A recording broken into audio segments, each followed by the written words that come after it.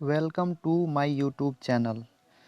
आज मैं class 12th chemistry का एक इम्पोर्टेंट टॉपिक जो है पदार्थों का चुंबकीय गुण उसको देखने वाले हैं। तो चलिए बिना देरी किए वीडियो शुरू करते हैं। जैसा यहाँ लिखा हुआ है पदार्थों का चुंबकीय गुण। पहली बात तो ये है कि चुंबक क्या है। जैसे आप लोग जानते ही होंगे कि जो लौहयुक्त पदार्थ को या वस्तु को अपनी ओर खींच सकता है वो चुंबक कहलाता है। लेकिन यहाँ लिखा हुआ है पदार्थों का चुंबकीय गुण, मतलब चुंबकीय पदार्थ हम किसको कहेंगे? तो वह पदार्थ जिसे चुंबक अपनी ओर आकर्षित करता हो तो उसे चुंबकीय पदार्थ कहा जाता है। जैसे ये कोई पदार्थ है और यहाँ पर मान लेते हैं एक चुंबक रखा हुआ है। अगर ये चुंबक इस पदार्थ को अपनी ओर अट्रैक्ट कर सकता है, आकर्षित कर सकता है, तो हम इसको कहेंगे चुंबकीय पदार्थ।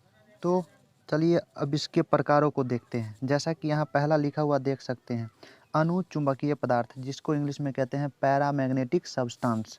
अनुचुंबकीय पदार्थ क्या होते हैं? तो यहाँ लिखा हुआ है कि वह पदार्थ जो चुंबकीय क्षेत्र की ओर आकर्षित होता हो तो उसे अनुचुंबकीय पदार्थ कहा जाता है। मतलब क्या हुआ कि मान लेते हैं ये एक चुंबकीय क्षेत्र है और यहाँ पर कोई पदार्थ रखा हुआ है।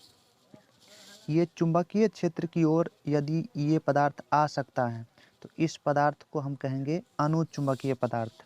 अब रीज़न ये है कि ये पदार्थ आखिर इसके तरफ अट्रैक्ट क्यों होगा। पहला क्वेश्चन तो ये, क्योंकि ये पदार्थ तभी इसके तरफ अट्रैक्ट हो सकता है जब इस पदार्थ के पास कोई अनपेयर्ड इलेक्ट्रॉन यानी अयुग्मित इलेक्ट्रॉन उपस्थित होगा। अगर इस पदार्थ के पास कोई अनपेयर इलेक्ट्रॉन उपस्थित हैं तब ये इसके तरफ अट्रैक्ट होगा, तब हम इस पदार्थ को कहेंगे अनुचुंबकीय पदार्थ।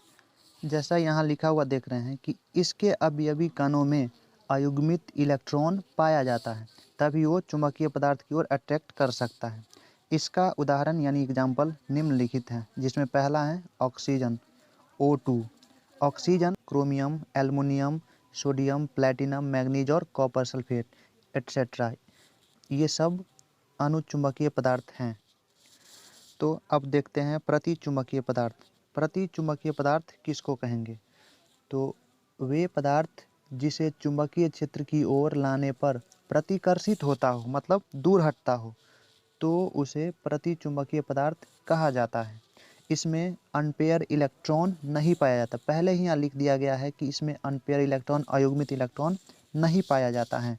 मतलब ये कोई चुंबकीय पदार्थ, चुंबकीय क्षेत्र होगा और ये कोई चुंबकीय पदार्थ है। जब हम इसको इस तरफ लाएंगे तो ये पदार्थ इस क्षेत्र से दूर जाना चाहेगा, तो इस पदार्थ को हम कहेंगे प्रतिचुंबकीय पदार्थ, क्योंकि इसमें अनपेयर्ड इलेक्ट्रॉन नहीं पाया जाता है। इस कारण से यह चुंबक से दूर हटता है। इसका एग्जाम्पल यहाँ देख सकते हैं, जैसे वायु। वायु एक प्रतिचुंबकीय पदार्थ है। नाइट्रोजन एक प्रतिचुंबकीय पदार्थ है। हाइड्रोजन, जल, मरकरी, ऑरम यानी सोना, एजी यानी चांदी, कॉपर, NaCl, ये सब प्रतिचुंबकीय पदार्थ हैं। अब देखते हैं लौह चुंबकीय पदार्थ, जिसको कहते हैं फेरोमैग्नेटिक सब्सटेंस। तो यहाँ लिखा हुआ है कि वह पदार्थ जो चुंबकीय क्षेत्र की ओर प्रबलता से आकर्षित होता हो तथा जिसे चुंबकीय क्षेत्र में रखने पर चुंबक की तरह व्यवहार करने लगता हो, साथ ही चुंबकीय क्षेत्र हटाने के बाद भी अपना चुंबकत्व बनाए रखता हो, कायम रखता हो, तो उसे लौह चुंबकीय पदार्थ कहा जाता है। यानी कोई पदार्थ जो चुंबकीय क्षेत्र की ओर प्रबलता से आकर्षित होता है और जब उसमें रखते हैं तो वह चुंबक की तरह काम करने लगता है, और जब हम हटा लेते हैं उसमें से तो अपना चुंबकत्व को बनाए रखता है, तो उसे हम लौह चुंबकीय पदार्थ कहते हैं। जैसे यहाँ इसका एग्जाम्पल लिखा हुआ है आयरन, कोबाल्ट, निकेल और Fe3O4।